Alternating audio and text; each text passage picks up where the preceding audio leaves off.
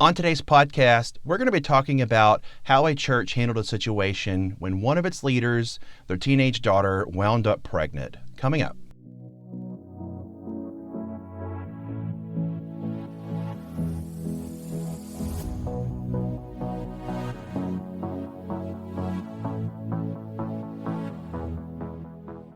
Hey everybody, I am Josh Martin. Welcome to Building Bridges podcast. If you're watching us on YouTube, I hope you'll hit that subscribe button, click that notification bell, give this video a thumbs up and help us out today. We're going to talk about a situation where a small church had something happening in their congregation and how they handled it.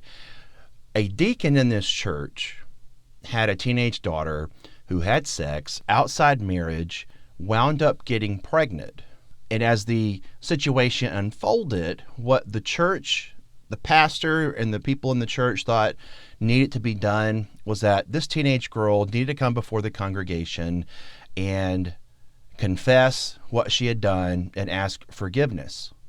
The question is this the right way to handle it?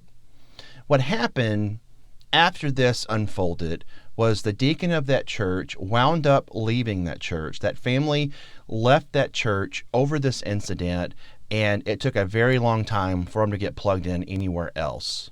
Is this the right way to handle it? When I was in seminary and talking to fellow people in seminary and just fellow pastors along the way, some churches, this is how they handle that. When a unwed couple have sex, they go before a church, they confess their sins to the entire church. But I don't see a biblical model that says we have to do that. The only thing I can think of when I surveyed the Bible of any type of situation where someone's sins must be addressed in front of the congregation would come in Matthew chapter 18. But the premises of Matthew chapter 18 is conflict. That if you have conflict with someone in the church and it's causing problems, you go to them privately, but if they don't listen, then you take the situation to the church leadership. And if they can't get the issue resolved, then they have to go before the congregation to basically announce this situation's going on, that hopefully bringing it to the public body will help get this situation resolved or expose the fact this person may not even been saved to begin with.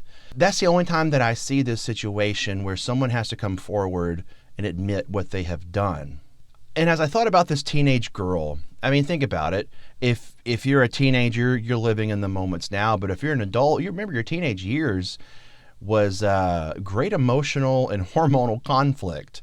You have these new emotions, these new affections, and sometimes that side of things takes over any sense of logic, and you might make a mistake. You may find yourself in compromising positions where you act on impulse and in the throes of passion without thinking about the long-term consequences. This is what I teach all the time when I talk to teenagers, that if you don't want to have a baby, then you don't have sex, because if you play with fire, you'd eventually could get burned. So when I was thinking about this situation, it reminded me so much of John chapter 8. The very first set of verses is the woman caught in adultery. Some people think that the wording used in this context is literally they caught her in the act, ripped her off the man in that situation, brought her out to public, naked and exposed, caught red-handed right in the middle of her sin. And so she's before this entire group of people, and they're ready to stone her. And they ask Jesus that, it says the law says we're to stone someone for this, but what do you say? And Jesus draws a line in the sand. He does it a few times. They have this exchanged a few times. And then he looks at them and he says, "He who is without sin cast the first stone." It says that they were struck to the heart and that they began to leave one by one from the oldest to the youngest until it was just Jesus and this woman. And he says, "Where are your condemners?" She says, "I don't have any." He says, "Neither do I condemn you. Go and sin no more." I think this may have been a more appropriate way to handle it. Instead of embarrassing this girl that made a wrong decision, but now she's going to have to deal with it for the rest of her life. What should have happened, in my opinion, is the deacon should have told the pastor what's going on. They could handle this in a private matter. This is a situation for the deacon and his family, not the church. The church should not be involved in this process. This is a situation between a mother, a father, and their child. Now, I know some people will talk about 1 Timothy chapter 3, which says, if you can't manage your own household, you should not be in leadership. I've actually met people that they're in ministry and their daughters get pregnant. They feel like it's a poor reflection of how they're parenting, that they're not capable of managing their house, so they're going to have to step down. But that doesn't mean just because you have a child or a teenager who has sex, that doesn't mean that you're a poor parent. Kids are going to do what they're going to do. They're going to be exposed to situations that you cannot always handle. And you were a teenager once. You made mistakes. These things happen. And it doesn't mean that you're a bad parent. It just means you have a child who made a mistake. For some reason, we catapult sexual sins way up there as if they're like the most terrible atrocities on the face of the planet, almost unforgivable. That if a pastor cheats on his wife, he could never serve in a pastoral again. He'll always be disgraced for making that decision. Now, I'm not saying these things are right, that it's okay to go do what you want, but we all make mistakes. We all have vices in our life. We have complicated situations that make us vulnerable. And as we know, the devil is prowling around like a roaring lion, seeking whom he may devour. I don't know why these sexual sins are elevated so high. I know situations where a mother wanted to dedicate her child to the Lord, but the church would not do it because she had this child outside of wedlock.